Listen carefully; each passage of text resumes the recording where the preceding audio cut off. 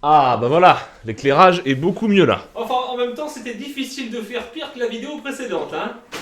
Wow, wow, wow, wow, non, non, non, hey. Pendant 7 ans, Al Capone régnait en maître en tant que chef de la mafia de Chicago, en pleine période de prohibition. Il secoua la ville entre braquage, explosion, corruption et prostitution. Aujourd'hui, on va apprendre 5 choses sur Al Capone que vous ne saviez peut-être pas. C'est parti. Un des gros points forts d'Al Capone, notamment lorsqu'il devait s'enfuir ou se déplacer, c'était sa voiture. Et c'était pas n'importe quelle bagnole, c'était une Cadillac surnommée la Killer. Le modèle exact était la Cadillac 1928 34-1A Tone Sedan. Capone avait également équipé la voiture d'une radio de la police, ce qui pour l'époque était révolutionnaire. Les vitres étaient conçues pour résister aux balles et mesuraient 2,5 cm d'épaisseur. La voiture, quant à elle, pesait plus de 3,5 tonnes et pouvait grimper jusqu'à 177 km/h. Non mais 177 km/h les gars, je sais pas ce que vous imaginez à l'époque, c'était énorme. Les petits malins s'étaient pas arrêtés là, ils l'avaient également équipé de sirènes, ce qui leur permettait de tromper la police et de s'échapper lors de courses-poursuites. Al Capone était le 4e de 9 enfants. Ses parents étaient immigrants de la ville d'Angri, en Italie, et son père était barbier. Rapidement et encore enfant, Capone intégra un gang local et arrêta l'école en 6e. Plus tard, il rejoignit le gang Five Point qui résidait alors à Manhattan. Il travailla un temps comme videur, puis barman à l'Harvard INN, un bar situé dans le quartier de Coney Island, dirigé par le gangster Frankie Yell. On y reviendra plus tard. Un peu plus tard, Capone se maria à Mae Goulin en 1918.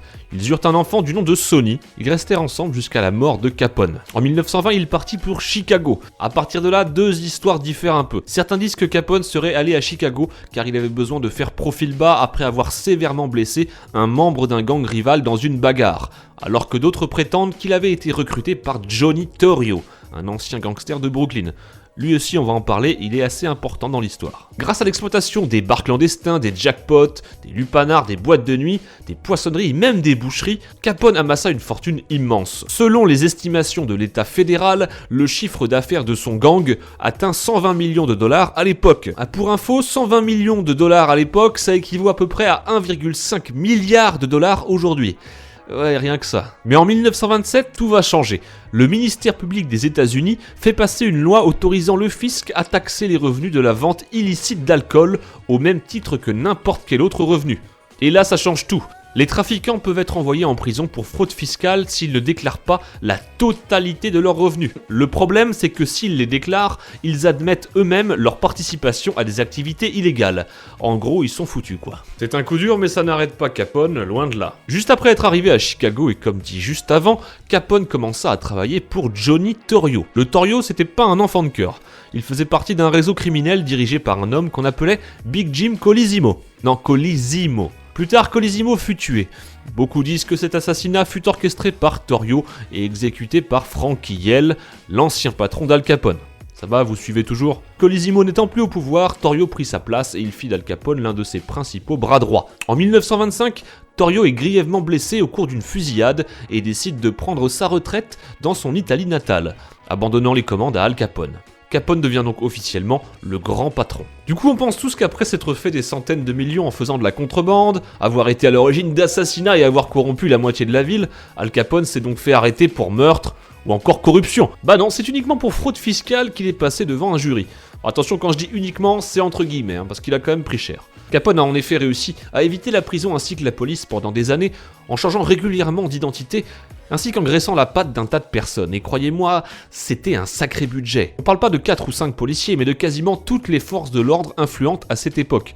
Mais aussi les fonctionnaires et les témoins à charge qui auraient pu le faire tomber, quand il leur glissait pas une petite claque derrière la nuque, parce que ça marchait bien aussi. Pour vous dire, le chiffre d'affaires annuel de Capone était estimé à 105 millions de dollars, et le budget alloué à la corruption était lui estimé à 30 millions de dollars. Après avoir programmé et ordonné des assassinats, des vols, et avoir corrompu la moitié de la ville, Capone se fit finalement arrêter pour la première fois en mai 1929 à Philadelphie pour un truc aussi bateau qu'un port d'armes dissimulé. Et le plus bête dans l'histoire, c'est qu'il était sur le chemin du retour pour Chicago. Il avait passé la journée à Atlantic City après une réunion avec tous les grands patrons du crime organisé. Vous avez tous vu Les Incorruptibles, j'en parlerai dans une vidéo spéciale.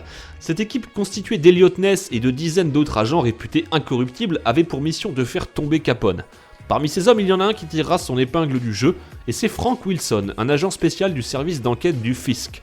En 1930, Frank Wilson retrouve par hasard des documents oubliés d'une perquisition dans un des bâtiments de Capone. Une écriture sur un livre de compte indique « Frank a payé 17 500 $ pour Hal ». Dès lors, il faut retrouver le comptable et obtenir son témoignage afin que le Hal indiqué dans l'écriture soit bien synonyme d'Al Capone. Le comptable est retrouvé le 18 février 1931 après 4 mois de recherche.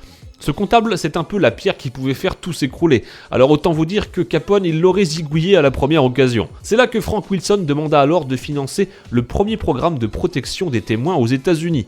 Le 5 juin 1931, Al Capone est inculpé et doit répondre de 21 chefs d'accusation de fraude fiscale et d'infraction aux lois de la prohibition. Alors qu'il dispose d'un avocat fiscaliste dont il trouve les honoraires trop élevés, il le remplace par 2 de ses avocats qu'il connaît bien, mais qui ne sont pas du tout habitués aux procédures fiscales. Les avocats de Capone sont cependant confiants, pensant qu'il leur suffira de payer les sommes dues, et décident de plaider coupable. Mais le juge de l'époque, James Herbert Wilkerson, rejette leur requête. Les avocats changeront alors une première fois leur stratégie et plaideront cette fois-ci non coupable en échange d'une peine de 2 ans et demi. Mais là encore, le juge rejette leur requête et renvoie Al Capone et ses avocats devant un jury. Le procès débutera le 6 octobre 1931 et des milliers de personnes viendront y assister. Ce jour-là, les avocats de Capone changeront encore de version pour plaider non coupable. Mais le juge, c'était loin d'être un idiot. Il soupçonne Capone d'avoir encore une fois soudoyé le jury. Alors au dernier moment, il intervertit le jury censé juger Capone avec le jury d'une autre affaire, réputée pour avoir été extrêmement sévère. Rappelons que la pièce principale pouvant faire tomber Capone est à ce moment-là un livre de comptes. Mais Frank Wilson craint alors une chose, que la pièce soit déclarée irrecevable à cause du délai de prescription, car les impôts concernés auraient dû être payés en 1924, soit 7 ans auparavant. Mais les avocats qu'Al Capone a choisis ne sont pas spécialisés en procédure fiscale et ignorent ce délai de prescription. Al Capone rate ainsi sa seule chance d'échapper à une condamnation. Le 24 octobre 1931, le juge Wilkerson condamne Al Capone à 17 années de prison, dont 11 ans ferme, 50 000 $ d'amende et 30 000 $ de frais de justice. 8 jours avant son arrestation, Al Capone distribue à ses principaux lieutenants des chèques allant de 4 500 $ à 300 000 $. Al Capone demandera une libération sous caution, vu le fric qu'il avait, c'était pas trop un problème, mais elle sera refusée. Il sera d'abord transféré à la prison du comté de Cook, puis le 4 mai 1932 à la prison d'État d'Atlanta. Pendant cette période, Capone continua de gérer son business sans trop de difficultés. C'est à partir du 19 août 1934 que ça se gâte. Il sera envoyé en détention à Alcatraz, où le régime y est beaucoup plus sévère. Il sera rapidement envoyé en isolement pour avoir tenté de soudoyer un gardien, mettant fin au peu de chances qu'il lui restait de gérer son empire depuis la prison. 1933 signant la fin de la prohibition aux États-Unis et Al Capone hors jeu, son empire s'écroule peu à peu, laissant place à la concurrence. Capone non plus n'est pas au mieux de sa forme, il avait contracté la syphilis dans sa jeunesse, ses conditions de détention n'aidant pas, sa maladie évolua en une neurosyphilis. Aujourd'hui facilement éradicable grâce à la pénicilline, à l'époque la syphilis n'était pas aussi simple à soigner. Les médecins du centre pénitentiaire pratiquent sur Capone la malaria-thérapie. Inventée en 1917 par l'Autrichien Julius Wagner, la fièvre provoquée par la malaria est censée stopper le développement de la syphilis. Pour info, la syphilis était la première maladie mentale où une guérison à travers une thérapie semblait possible. Le 6 janvier 1939, Al Capone est poignardé dans le dos par un codétenu. Il sera ensuite transféré à la prison de Lewisburg, puis libéré quelques mois plus tard, le 16 novembre 1939. Le 21 janvier 1947, Al Capone est victime d'une apoplexie dans sa propriété de Palm Island. Il perd connaissance et sombre dans le coma pendant 3 jours. Il contracte une pneumonie et meurt le lendemain, le 25 janvier 1947, d'un arrêt cardiaque. Voilà les petits génies, c'est la fin de cette vidéo, j'espère qu'elle vous aura plu. Si c'est le cas, n'hésitez pas bien sûr à lâcher un like et à la partager sur les réseaux sociaux.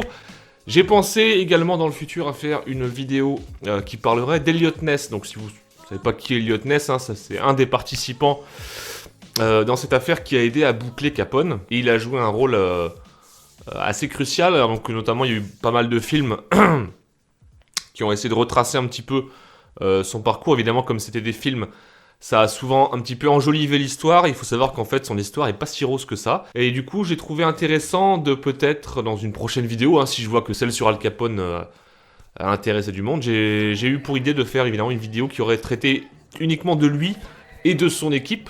Donc voilà, si jamais ça vous intéresse, évidemment, n'hésitez pas à me le dire dans les commentaires. Je rappelle aussi que comme YouTube part un petit peu en live, n'hésitez pas à regarder si vous êtes toujours abonné, puisqu'il vous désabonne automatiquement, et également à me suivre sur les réseaux sociaux, puisque là-bas, Comme je l'avais déjà dit, vous ne risquez pas d'être désabonné et vous pouvez être averti dès que je sors une vidéo. Sur ce, passez tous un très bon week-end, prenez soin de vous.